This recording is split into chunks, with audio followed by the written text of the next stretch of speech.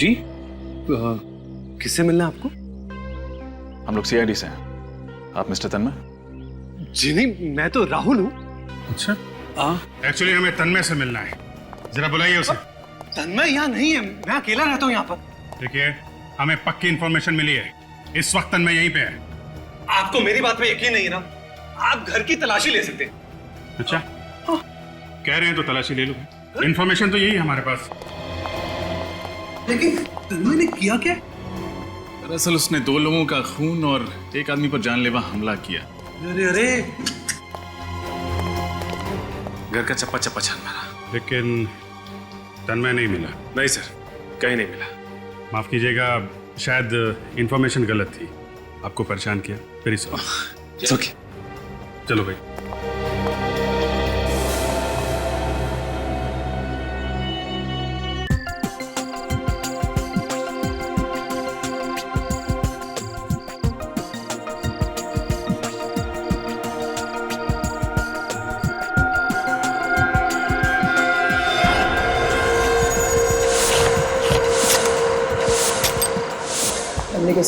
इसमें क्या? ओके। अरे शर्मा जी, ये क्या? मेरे पिताजी कहते थे जिसका ग्लास खाली उसका जग खाली। हेलो सुनो, सर को ड्रिंक सर्व करो। थैंक यू मासी जी, थैंक यू। Enjoy yourself. या और बताओ कैसे चल रहा है? Mansi, happy birthday. Thank you. अच्छा, ये बताओ मानसी, आज तुम कितने साल की होगी?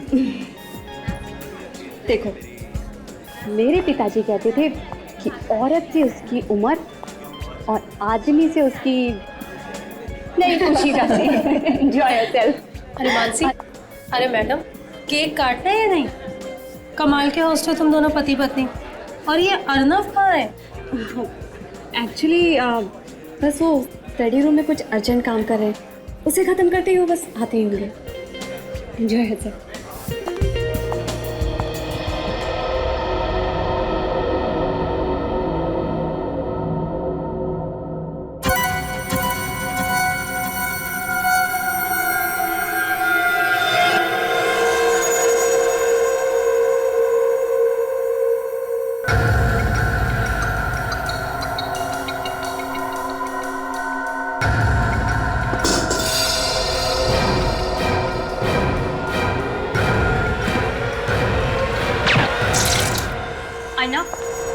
अर्नव, ये सब क्या है?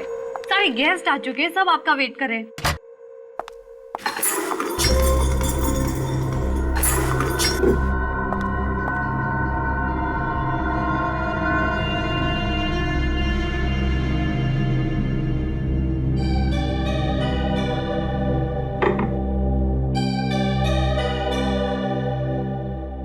अर्नव,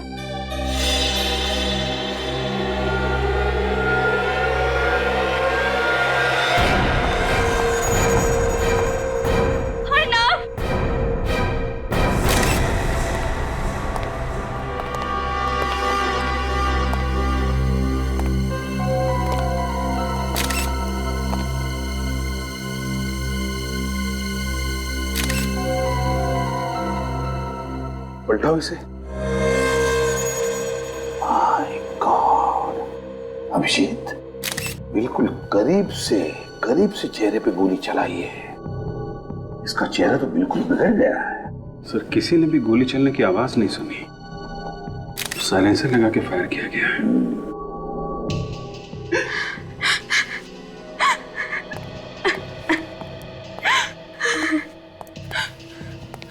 मानसी, देखो, हमें भी बहुत दुख है तुम्हारे पति की मौत का, लेकिन अगर खूनी तक पहुंचना है तो हमें तुम्हें कुछ सवाल पूछने होंगे और तुम्हें जवाब देना पड़ेगा। क्या तुम जवाब दे पाओगी? जी सर। अच्छा मानसी, बताओ कौन कर सकता है ये? किसी पर शक है तुम्हें? नहीं सर, यहाँ तो सब अपने। अच्छा, क्या अर्नव की किसी के साथ कोई दुश्मनी थी? नहीं सर, उसकी किसी से कोई दुश्मनी नहीं थी। अच्छा, जब सब लोग हॉल में थे तो अर्नव यहाँ क्या कर रहे थे? वो मेरे साथ पार्टी में बाहर ही थे, पर अचानक उन्हें कुछ काम याद आ गया और वो यहाँ आ गए। क्या अर्नव इस कमरे में अकेले ही आया था या उसके साथ कोई और भी था, या फिर कोई अर्नव से पहले या अर्नव के बाद में कोई इस कमरे में आया था? कुछ मालूम है तुम्हें? वो तो अकेले ही आए थे, बस मैं उन्हें ढूंढते ढूंढते ही आ गई और मैंने अचानक देखा कि सर हाँ फ्रेडी, ये देखिए सर, जूतों की निशान यहाँ भी है और यहाँ भी है। हाँ, मतलब खून इस खिड़की से अंदर आया है। हाँ यहीं से आया है, लेकिन अगर यहाँ से आया है तो फिर सिक्योरिटी गार्ड ने तो देखा होगा उसे। फ्रेडी, सिक्योरिटी गार्ड को लेकर आओ। Yes sir.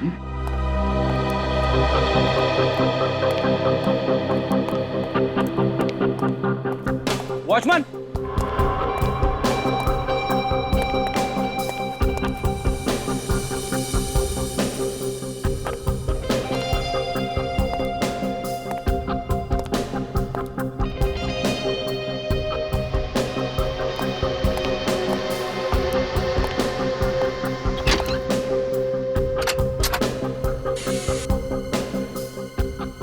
सर,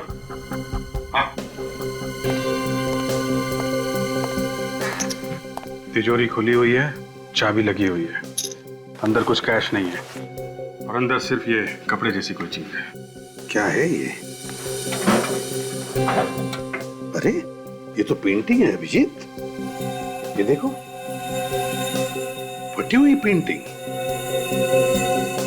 बड़ी अजीब बात है,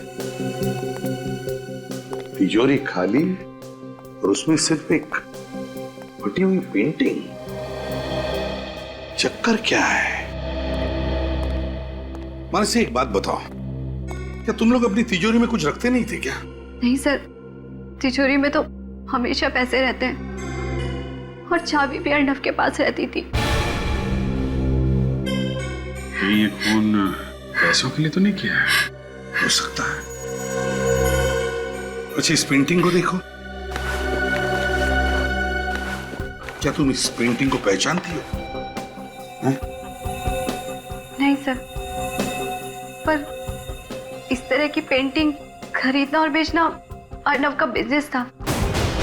अर्नव का बिजनेस था पेंटिंग्स खरीदना और बेचना? तो फिर ये पेंटिंग फटी हुई क्यों है? इस बारे में तो मुझे कुछ नहीं पता सर। सर, ये मोबाइल बाहर पड़ा हुआ था। सर, ये फोन तो अर्नव का है। अर्नव का? देखो जरा। सलाम साहब। बताओ, क्या पार्टी में से किसी को भागते जाते हुए देखा? नहीं साहब, मैं तो सारा दिन गेट पे ही था। अच्छा कोई दूसरा रास्ता यहाँ से बाहर जाने का? नहीं साहब, दूसरा तो कोई रास्ता नहीं है यहाँ से बाहर जाने का। ठीक है, जाओ। अगर कोई दूसरा रास्ता नहीं है तो इसका मतलब है ये खूनी यहाँ से भागा नहीं है, बंगले के अंदर ही है, मेहमानों में घुल मिल गया है। बाहर जाओ और एक एक मेहमान की अच्छी तरह से तलाशी लो, देखो कुछ मिलता है क्या। सर, इस फोन से आखिरी कॉल किसी तन्मय को किया गया था, मगर उसका फोन बंद आ रहा है। तन्मय? यस सर, मोबाइल कंपनी वालों को बोल दिया डिटेल्स निकालने के लिए।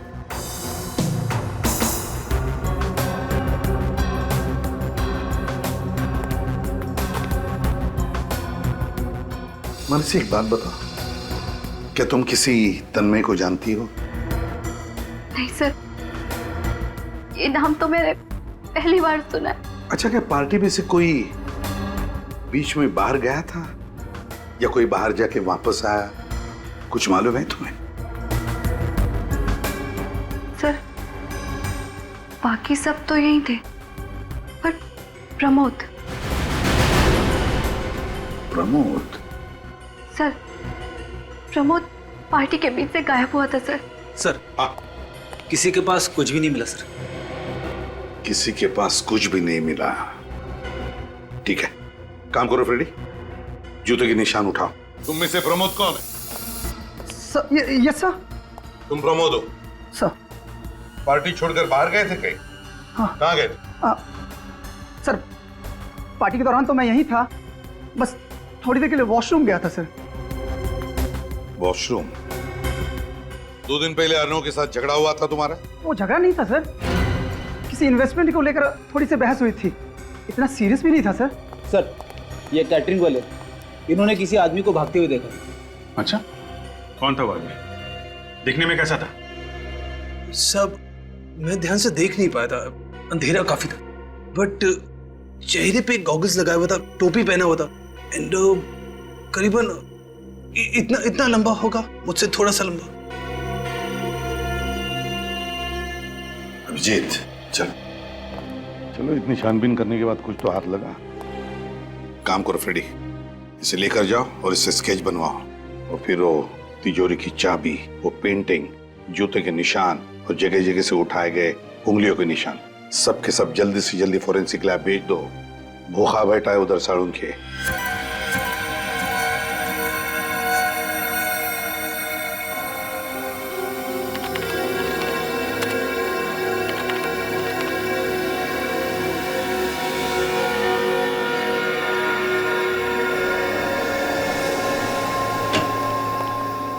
सबको एक दिन मिट्टी में मिलकर के ऊपर ही जाना है सालू के, इसलिए मिट्टी चेक कर। ऊपर पापी लोगों को जगह नहीं है साड़ून के, तू यहीं पे बता दे। अबे चिढ़ता क्यों है? तू पापी नहीं है। आजा जल्दी से बता दे क्या मिला है तुझे। अर्नव के कमरे में पाए गए फुटप्रिंट में से जो आप मिट्टी उठा करके लाए हैं, उस मिट्टी में से मुझे 4 चीजें मिली। 4 चीजें? कौन सी? घास फूस, डाबर, ईंट का चूरा और चौक। और इस मिट्टी का केमिकल एनालिसिस तारिका कर रही है, अगर कोई केमिकल होगा तो पता चल जाएगा। डाबर, घास फूस, ईंट का चूरा और चौक। अगर चौक है तो मैं बता सकता हूँ कि खूनी कहाँ से आया होगा। कहाँ से? स्कूल से आया होगा। मेरे टीचर चौक का इस्तेमाल ब्लैक बोर्ड पे लिखने के लिए करते थे सर। रेडी, अरे अभी तो स्कूल से बाहर निकलो, दिमाग खराब कर देते हो। डाबर, घास फूस, ईंट का चूरा और चौक, ये चारों चीजें एक साथ कहां पर मिल सकती है? सर बारिश की वजह से इन दिनों घास फूस तो हर जगह उगी हुई है। हाँ विनीत, मगर सिर्फ घास फूस ही नहीं ना, डाबर, ईंट का चूरा और चौक और घास फूस, यार ये चारों चीजें एक साथ किसी कंस्ट्रक्शन साइट पर मिल सकती है या फिर किसी फैक्ट्री में, और फैक्ट्री भी ऐसी जो बंद पड़ी है। हाँ, बंद फैक्ट्री। सर विसोला इलाके में काफी सारी बंद फैक्ट्रीज हैं। विसोला तो बहुत बड़ा इलाका है सर, तो वहां पे बहुत सारी फैक्ट्रीज है, तो हमें पता कैसे चलेगा कि कौन सी फैक्ट्री में जाना है? वो फैक्ट्री जिसमें ग्लिसरॉल का इस्तेमाल किया जाता है। ग्लिसरॉल? हाँ, इस मिट्टी में मुझे ग्लिसरॉल के मॉलिक्यूल्स भी मिले हैं। ग्लिसरॉल के मॉलिक्यूल? सर का ग्लिसरॉल तो प्रिजर्वेटिव है, खाने पीने की चीजों में इस्तेमाल किया जाता है, जैसे कि वेफर चिप्स है, चॉकलेट्स है।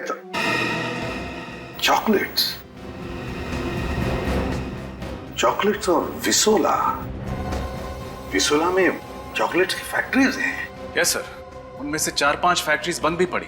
सचिन, विसोला जा और पता लगा। और इस तन्मय के बारे में क्या पता चला? सर उसका मोबाइल अभी बंद ही है।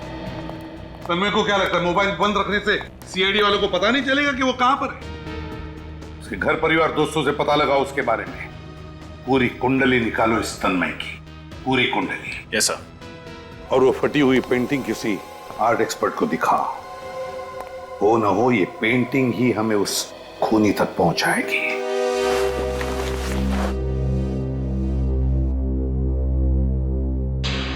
अरे ये तो बड़ी मशहूर पेंटिंग है, रवि ने बनाई थी। नाम सुना है रवि का? सॉरी, नहीं। बहुत मशहूर पेंटर था वो, करीब करीब 30 साल पहले बनाई थी उसने। आपको कहां से मिली है? जिस आदमी का खून हुआ उसके घर पर मिली। अच्छा ये बताओ कि आज की डेट में इस पेंटिंग की कीमत क्या होगी?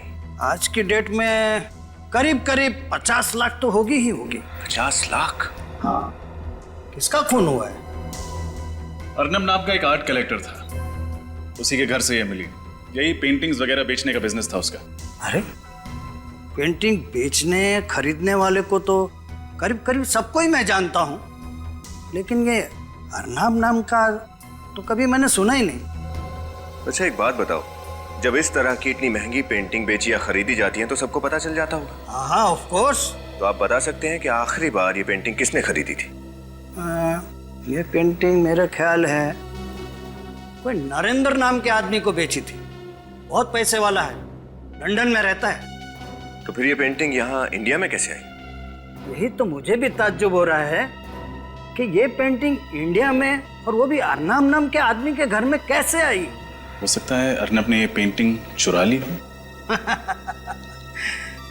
चुराने का कोई फायदा नहीं, ये पेंटिंग तो नकली है। हाँ नकली पेंटिंग? हाँ। मतलब अर्नब नकली पेंटिंग्स बेचता था? हाँ सर, जरूर उसने किसी को ये नकली पेंटिंग बेची होगी और बदला लेने के चक्कर में उसने अर्नब का खून कर दिया। हाँ विनीत, सबसे पहले ये पता करना होगा कि अर्नब ने ये नकली पेंटिंग बेची किसको थी। सचिन, पिछले चॉकलेट फैक्ट्री का मालिक क्या नाम है उसका? Mister Raghav sir. सर ये राघव के बारे में हमने सब कुछ पता कर लिया, सारी जानकारी मिल गई है सर। सर ये राघव का कोई भी कनेक्शन नहीं है अर्नब से। इस एरिया में आखिरी चॉकलेट की फैक्ट्री है, देखे यहाँ क्या पता चलता है। अरे हम लोग सीआईडी से। अजय इस फैक्ट्री का मालिक कौन है? साहब ये फैक्ट्री अब कहाँ रही? ये तो बंद हो गई है। फिर भी कोई तो मालिक होगा ना इस जगह का। हाँ साहब, वो गगन जी हैं। उस दिन पार्टी में गगन नाम का कोई भी मेहमान नहीं था। इस गगन के साथ कोई और पार्टनर है यहाँ? हाँ साहब है ना, वो प्रमोद सेठ हैं और कभी कभार आते भी हैं। ये प्रमोद था सर। अच्छा? हाँ सर, जब अर्नब की मौत हुई तब प्रमोद हॉल में नहीं था, गायब था। और कुछ दिनों पहले इस प्रमोद की अर्नब के साथ किसी बात को लेकर बहस हुई थी। इस प्रमोद से मिलना पड़ेगा। प्रमोद, सीआईडी आपसे मिलने आई है।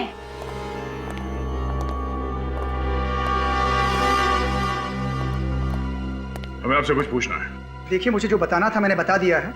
आप लोग बार बार मुझे परेशान क्यों कर रहे हैं? सीआईडी किसी को परेशान नहीं करती, परेशानी का हल निकालती है। जो कुछ आपसे पूछा जाए चुपचाप सीधे सीधे उसके जवाब दीजिए मिस्टर प्रमोद, समझे? पूछिए। रेडी? घर की तलाशी लो। ओके। एक मिनट, मैंने आपसे कहा हमारे काम में दखल अंदाजी मत कीजिए, वरना आप वाकई परेशानी में पड़ सकते हैं। वैसे प्रमोद जी, आप कह रहे थे कि आप पहले वॉशरूम में गए, उसके बाद वहां से चलकर हॉल में आए जहां पे पार्टी चल रही थी। मतलब आप स्टडी रूम में गए ही नहीं, है ना? नहीं। पक्का? पक्का। तो फिर आपके फुटप्रिंट्स स्टडी रूम में कैसे पाए गए? फुटप्रिंट्स? हाँ फुटप्रिंट्स, पैरों के निशान स्टडी रूम में कैसे? सर, कमरे में से ये गन और ब्रीफकेस मिली है, और ब्रीफकेस में से पैसे। क्या कहना मिस्टर प्रमोद, क्या है ये सब? सर मैं मानता हूँ कि मैंने झूठ बोला। मैं वॉशरूम का बहाना करके अर्नब के स्टडी रूम तक गया था सर। मतलब आपको पहले से ही पता था कि अर्नब स्टडी रूम में? नहीं सर, मैं जब हॉल की तरफ जा रहा था तो खिड़की में मैंने अर्नब को देखा। और उसी खिड़की से तुम अंदर घुसे, उसे गोली मार दी और फिर चुपचाप वहां से बाहर निकल गए, क्यों? नहीं सर, मैंने अर्नब को नहीं मारा सर। तो फिर क्या करने गए थे उसके कमरे में तुम? हाँ? मैं तो ये पूछने गया था सर कि मुझे उसने नकली पेंटिंग क्यों बेची। तो उसने क्या कहा? जवाब ही नहीं था सर उसके पास, फ्रॉड कहीं का। उसके बाद मैंने उससे अपने पैसे मांग लिए सर। और उसने पैसे देने से इनकार कर दिया, है ना?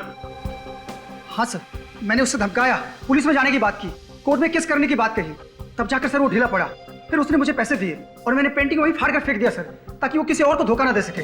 और फिर उसी खिड़की से तुम बाहर आए, बैग को जाके गाड़ी में रखा और पार्टी में आके शामिल हो गए।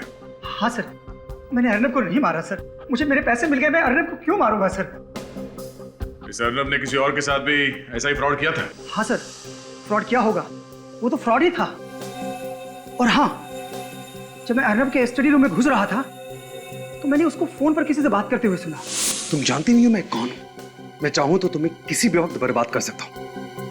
इससे भला इसी में है कि तुम मुझे ब्लैकमेल करना बंद कर दो, समझी तुम? तुम्हारी कही हुई बात सच निकली तो तुम बच भी सकते हो, अगर झूठ है तो तुम्हें सीआईडी से कोई नहीं बचा सकता। सचिन, रिवॉल्वर को बैलिस्टिक में भेज दो। सर। आमिर, क्या रिपोर्ट है बैलिस्टिक का? सर, अर्नब को जो गोली लगी है वो प्रमोद की गन से नहीं चली। अच्छा, सर हो सकता है खूनी कोई और हो जो प्रमोद के कमरे से बाहर जाने के बाद कमरे के अंदर गया, उसने अर्नब को मारा और फिर पार्टी में शामिल हो गया। पार्टी में जो गेस्ट आए थे उनकी सारी डिटेल्स तो मंगवाए हैं ना? Yes sir.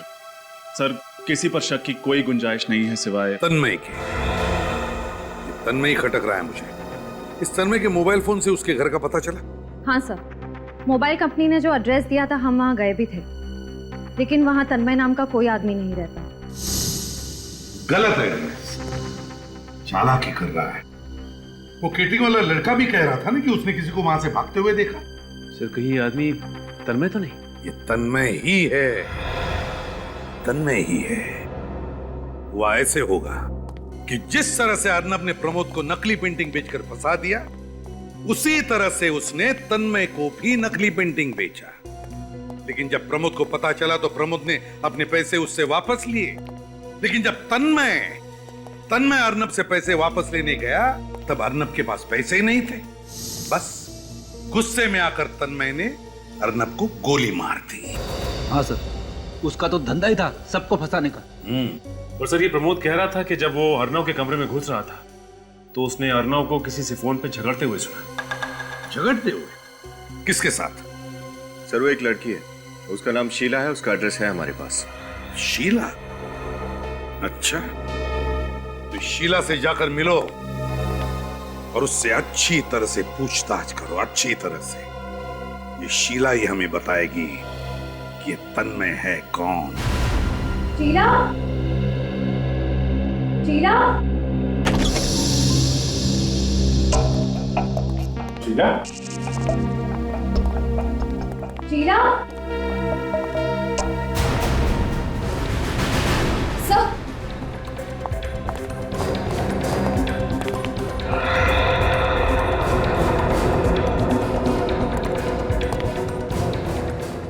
सर ये तो मर चुकी है। सर ये देखिए, गोली लगी है। सर एक बात समझ में नहीं आ रही है, ये शीला अर्नव को ब्लैकमेल कर रही थी। अब ना अर्नव रहा ना शीला, दोनों ही मर चुके हैं। इसका मतलब कोई तो है जो अर्नब और शीला दोनों को अपने रास्ते से हटाना चाहता था। और वो जो कोई भी है रजत, शीला उसे अच्छी तरीके से जानती थी। ये देखा, दोनों कप में चाय है, मतलब वो दोनों यहाँ बैठ के चाय पी रहे थे। फिर किसी वजह से शीला किचन की तरफ गई होगी तो उस आदमी ने पीछे से गोली मार दी। चेक करो घर को अच्छी तरीके से। सर कमरे में से ये मोबाइल मिला है। अच्छा, कॉल लिस्ट चेक करो। सर काम नहीं कर रहा, डेड है। सर ये डिवोर्स पेपर्स देखिए, शीला किसी गौरव की पत्नी थी। इन पेपर्स पे कोर्ट की मोहर नहीं लगी है, मतलब डिवोर्स प्रोसीडिंग अभी चल रही है, डिवोर्स फाइनल नहीं हुआ है। गौरव,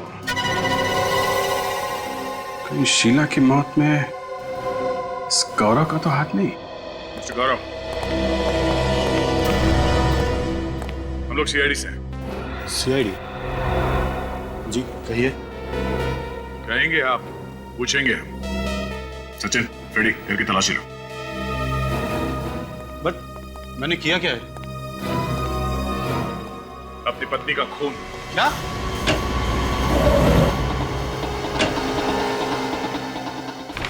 आपको लगता है कि शीला का खून मैंने किया है तो आप अपना समय बर्बाद कर रहे हैं। हमारा समय बर्बाद होने की चिंता आप मत कीजिए। आपकी जिंदगी बर्बाद ना हो जाए, आप उसकी चिंता कीजिए। हमारे बीच झगड़े होते रहते थे और छोटे बड़े झगड़े तो हमेशा मियां बीवी के बीच चलते रहते हैं। छोटे छोटे नहीं, बड़े बड़े झगड़े होते तो तुम दोनों के बीच में, तभी तो डिवोर्स लेने वाले थे। जी? क्या मैं डिवोर्स का कारण जान सकता हूं? उसका कारण ये है, ये देखिए सर।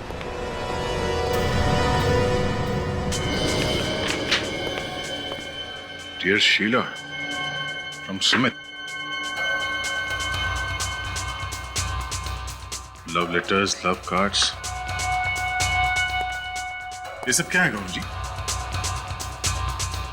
शीला का किसी और से अफेयर था, वो किसी और से प्यार करती थी। और हर पति को जिस तरह नाराजगी होती है, तुम्हें भी हुई, बल्कि तुम्हें नाराजगी नहीं हुई। तुम इस बात को बर्दाश्त नहीं कर पाए और तुमने शीला का खून कर दिया। ये बात सच नहीं। शुरू में मुझे नाराजगी हुई थी, फिर मैंने सोचा कि जब हमारी बनती नहीं तो साथ रहकर क्या फायदा। तो फिर ये कार्ड्स और लेटर्स कहां से आए? ये उस वक्त के हैं जब शीला का न्यू अफेयर हुआ था, तब वो यहीं रहती थी। कल रात कहाँ थे? कोलकाता।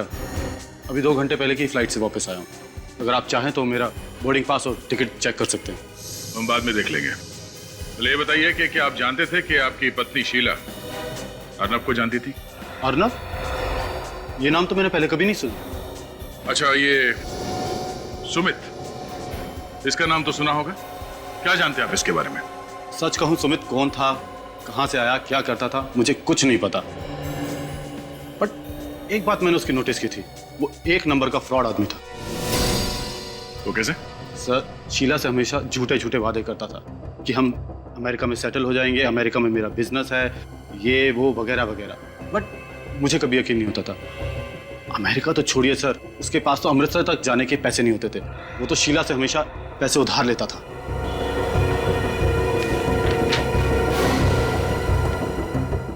सुमित सच बोल रहा है या फिर ये गौरव?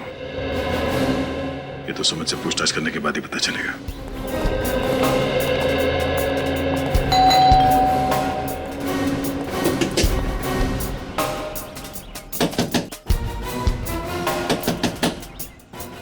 क्या बात है, कोई दरवाजा नहीं खुला? एक काम करो, तोड़ दो। यस, मिस्टर सुमित, हम सीआईडी से तुमसे कुछ पूछताछ करेंगे। मैं सुमित नहीं हूँ, मैं संजय हूँ, सुमित का रूममेट। सुमित से मिल सकते हैं?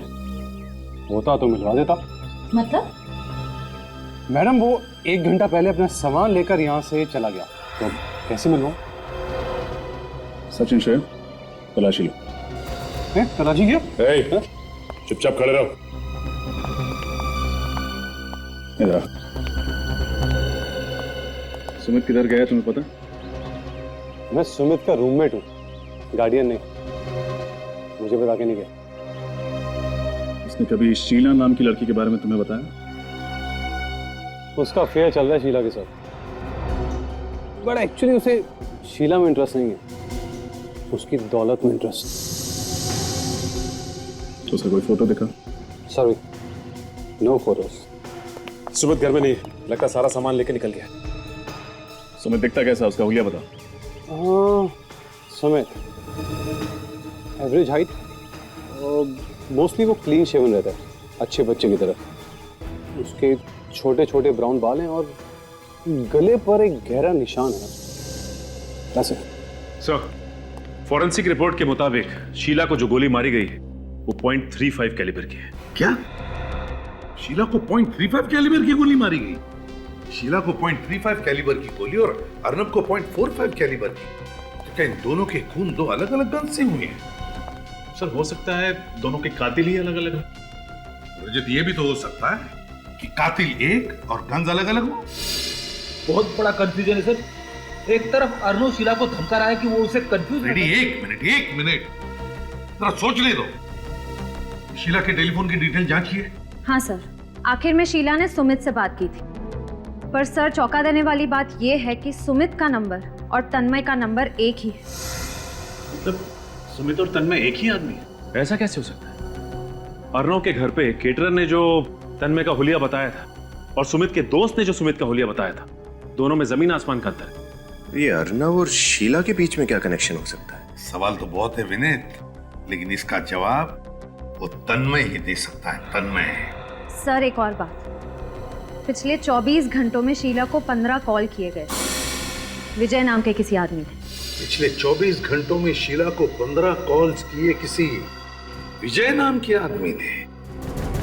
तो फिर इस विजय का पता लगा, उठा उसे। हो सकता है ये तन्मय का तीसरा रूप हो।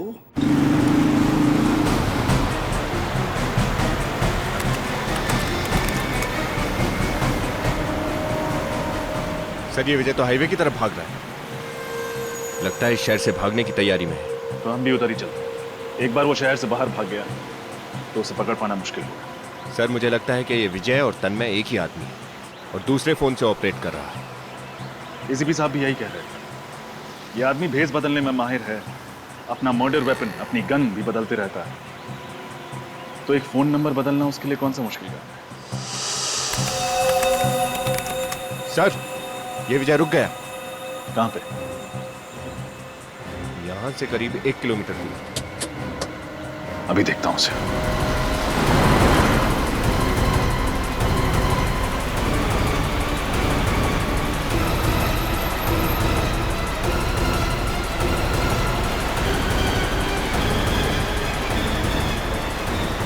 हो रही गाड़ी।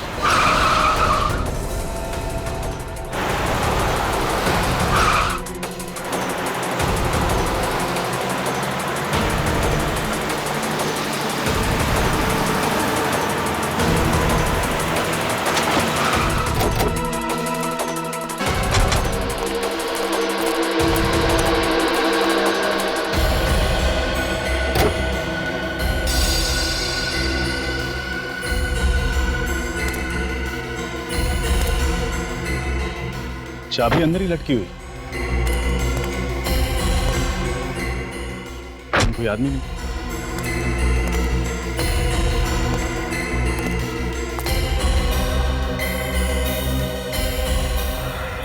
अरे उधर कोई गिरा हुआ है।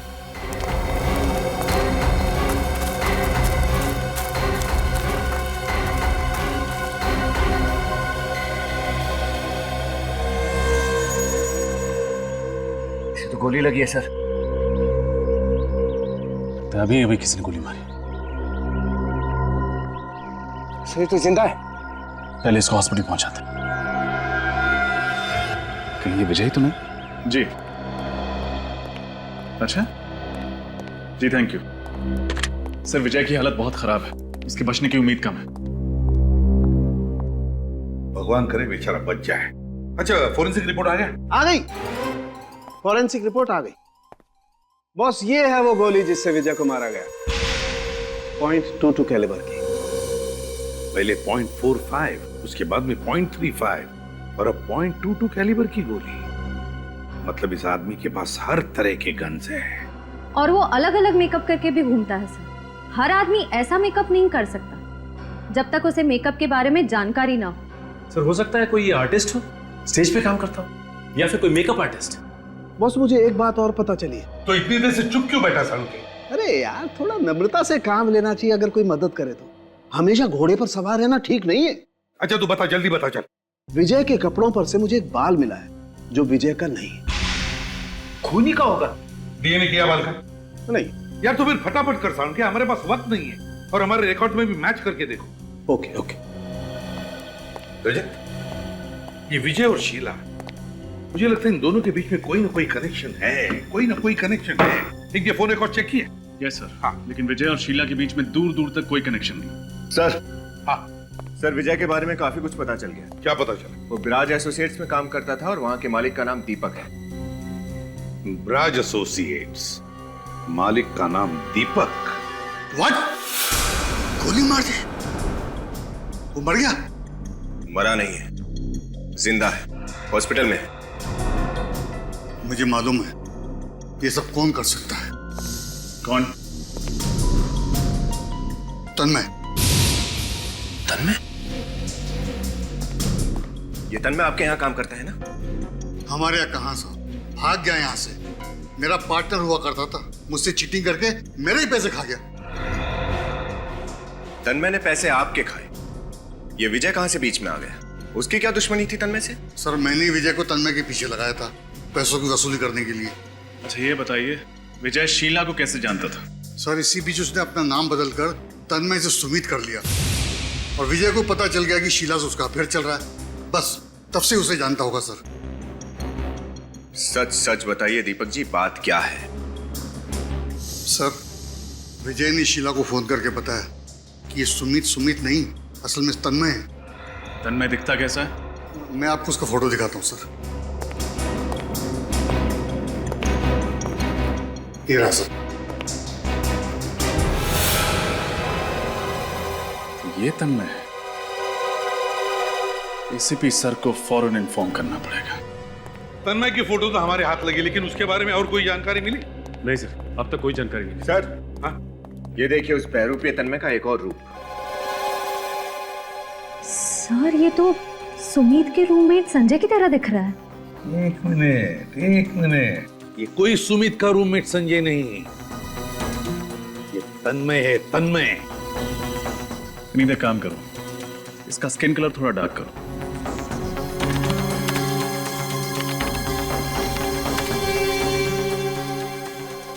अब इसके बाल ठीक करो, इसके स्पाइक्स हटा दो।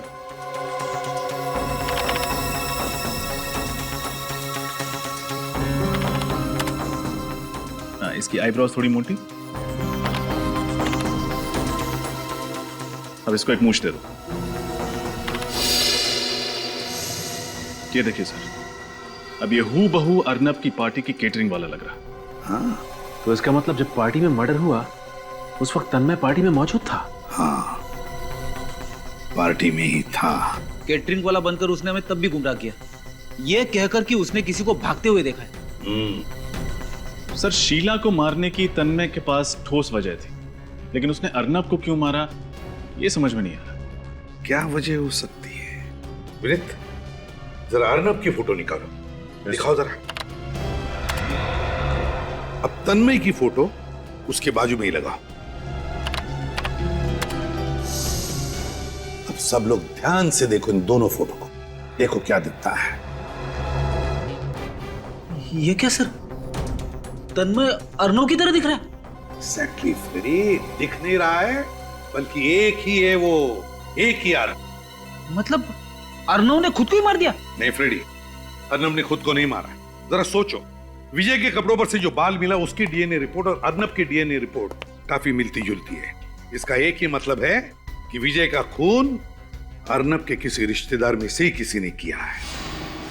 तो जब एक काम करो, इस ब्रज एसोसिएट्स के मालिक दीपक को फोन करो और उससे पूछो कि क्या तन्मय के किसी रिश्तेदार को जानता है क्या उसके बारे में कुछ जानता है क्या? Yes sir. अब समझ में आया उस आदमी के चेहरे पर इतनी करीब से गोली क्यों मारी, उसका चेहरा तहस नहस क्यों किया। वो इसलिए कि कोई उसे पहचान न सके। सर, हाँ, दीपक का कहना है कि तन्मय का एक चचेरा भाई है राहुल, जो बिल्कुल उसकी तरह दिखता है, वही कद, वही नाक नक्शा। ओह, अब आया सारा खेल समझ में। राहुल तन्मय की तरह दिखता है, तो तन्मय ने राहुल को अर्नब बना दिया और उसे मार डाला ताकि लोगों को लगे कि अर्नब मर गया है, और अब खुद तन्मय राहुल बनकर आजाद घूम रहा है। अच्छा, ये दीपक राहुल का पता जानता है? यस सर, वो राहुल का पता जानता है, क्योंकि 1 साल पहले राहुल उसी की ऑफिस में नौकरी करता था। बस फिर देर किस बात की, उठाओ इस अर्नब उर्फ तन्मय को और पहना दो हथकड़ियां।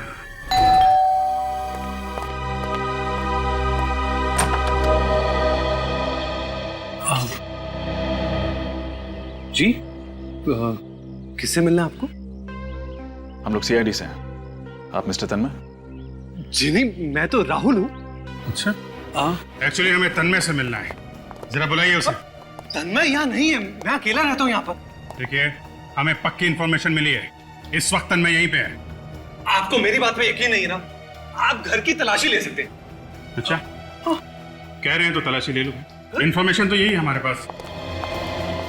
लेकिन तन्मय ने किया क्या? दरअसल उसने 2 लोगों का खून और एक आदमी पर जानलेवा हमला किया। अरे घर का चप्पा चप्पा छान मारा, लेकिन तन्मय नहीं मिला। नहीं सर, कहीं नहीं मिला। माफ कीजिएगा, शायद इंफॉर्मेशन गलत थी, आपको परेशान किया, वेरी सॉरी। ओके, चलो भाई।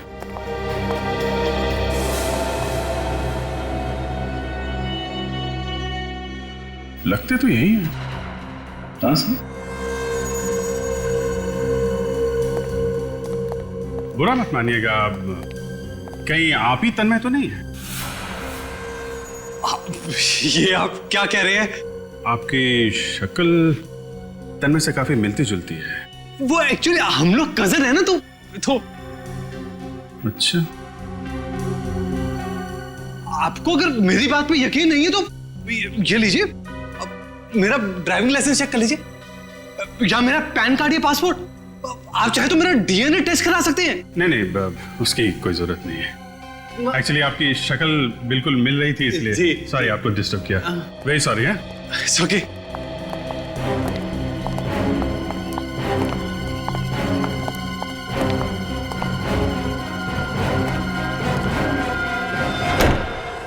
हमें पक्की खबर मिली है कि तन्मय यहीं पर ही है।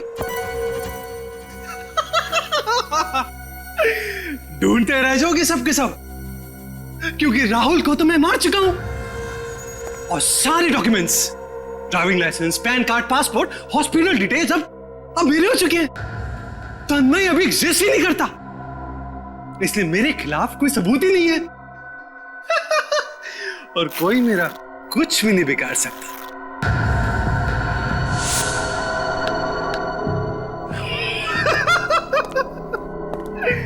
रूप बदलने में मैं माहिर हूं और सीआईडी को पता नहीं चलेगा कि मैं कौन से रूप में कब था। मैं हूं कॉन मैन और सीआईडी यही सोचती रह जाएगी कि वो कौन सा मैन था। मिस्टर कॉन मैन, वो मैन कौन था हमने पता लगा लिया है। तन्मय जी उर्फ अर्नव उर्फ राहुल उर्फ संजय उर्फ सुमित उर्फ कैटरिंग वाले।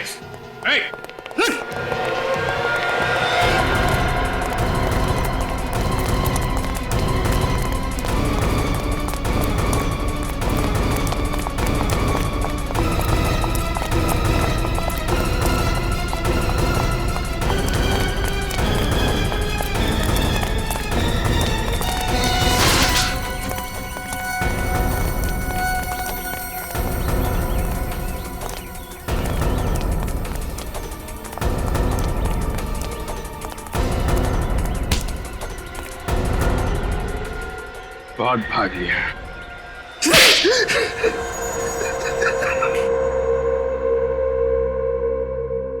तन्मय से अर्नब क्यों बने तुम? दौलत के लिए, मेरे मानसी की करोड़ों की दौलत के लिए अर्नब बनकर उससे शादी की। और सुमित क्यों बने तुम? मैं सुमित बनकर शीला की जिंदगी में आया, उसे प्यार का झूठा नाटक किया, क्योंकि मैं जानता था कि उससे डिवोर्स के बाद अपने पति से ढेर सारी दौलत मिलने वाली है। लेकिन जब तुम्हारे एक्स बिजनेस पार्टनर मिस्टर दीपक ने तुम्हारी पोल खोलने के लिए विजय को तुम्हारे पीछे लगाया, तब तुम्हें खतरा महसूस हुआ। हाँ, विजय को पता लग गया था कि मैं ही अर्नब हूं। उसने शीला को फोन करके मेरी धूरी जिंदगी के बारे में बताया। अर्नब का मरना अभी जरूरी था और मैंने खुद अपनी ही मौत का प्लान बनाया। और उसके लिए तुमने अपने भाई राहुल को बलि का बकरा बनाया, जो हूबहू तुम्हारी तरह दिखता था। उसकी लाश को अर्नब बना के वहां रख दिया। हाँ, मेरे पास कोई और चारा नहीं था। और बड़ी ही चालाकी से केटरिंग वाले बनकर उस पार्टी से भाग गए। और सुमित का रूममेट संजय बनकर तुमने हमें फिर से झांसा दिया। हाँ, मुजरिम चाहे कितने ही भेष बदल ले, कानून उसके चेहरे से नकाब उतार ही लेता है। दौलत के लालच में तुम खून पे खून करते गए, अपने भाई तक को नहीं छोड़ा। तुम्हें तो फांसी ही होगे।